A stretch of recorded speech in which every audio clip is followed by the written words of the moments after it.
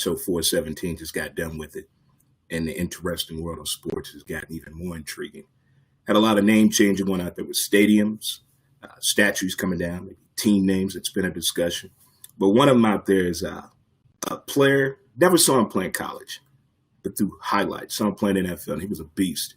Earl Campbell was a beast in NFL. Love Your Blue, Bum Phillips, Dave Casper, Dave Pastorino, who actually left football and went into the racing world. But back to Earl Campbell. I'll never forget the run that he had when they ripped off his shirt. The dude was a beast. I mean, his thighs. I swear he looked like James Brown when he took his helmet off. I really thought that was James Brown for a minute as a kid. And now you move on to the next guy, Ricky Williams.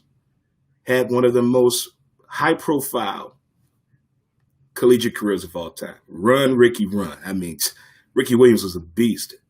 So University of Texas giving these guys props with the stadium name change. They're going to share that with Ricky Williams and Earl Campbell. Talked about that today. Also, we talked about putting athletes in a box. Why do we do that? Why do we put athletes in a box? Who decided this box? What did this narrative start at?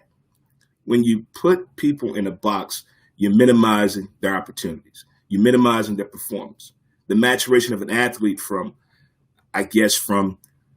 Little League when they first play in sports till they get paid to play sports, of course they're going to be different. Of course they're going to get mature in sports and figure things out. As we're seeing now, guys are figuring things out. You know, it's much bigger than just them. But putting players in a box, as it happens a whole lot in NFL, and especially NBA, when players step out of the box, somehow we punish them with money, especially in the media and the NFL owners and NBA owners and Major League Baseball owners. Putting players in the box is a bad thing. And I really think it starts once a player gets from amateur sports to getting paid. Everybody's not going to look alike and talk alike and dress alike. You know, that money changes people for the better in some ways. There's a small percentage of players that we need to keep, not in a box, but keep an eye on. There's a small percentage, but the rest, let's let them grow and expand on themselves.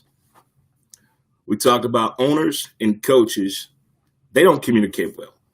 When teams are building, teams are drafting, the offseason, you can pretty much tell who is listening to the owner, who's talking to the owner, who's talking to the coaches and the players. You pretty much are deciding all of that. Look like we had been cut off here. And all right, let me see.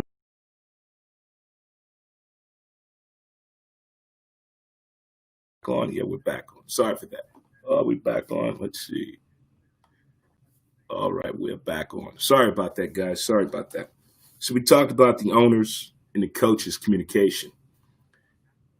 They don't do a good job of this. There are some owners out there have no clue of what's going on. But you cannot tell me that there's somebody out there that would buy a sports franchise and doesn't care about winning.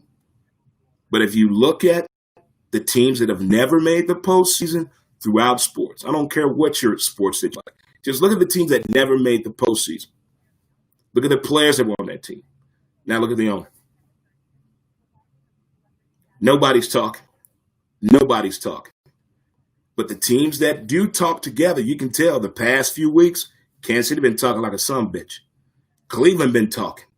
They're trying to work on something. They're stepping on something. They're moving forward. But other teams and franchises just fucking stuck, and I don't get it. I don't get it. Also, we talked about ratings versus money. Does it really add up? Is the number one player in each sport getting paid the money they deserve? Think about it. It's not adding up. Not even there. When ratings and rankings come out, they affect the player's mentality. They really do. If you don't believe me, go to the video game world. Look how many baseball players got mad when their ratings and rankings came out. NBA as well. Don't get me started on Madden. But that right there is starting to affect some of these guys out there. It really is. And also to my musical artists out there, the playlist. It's amazing the process when you get it right, the success you get out of your music.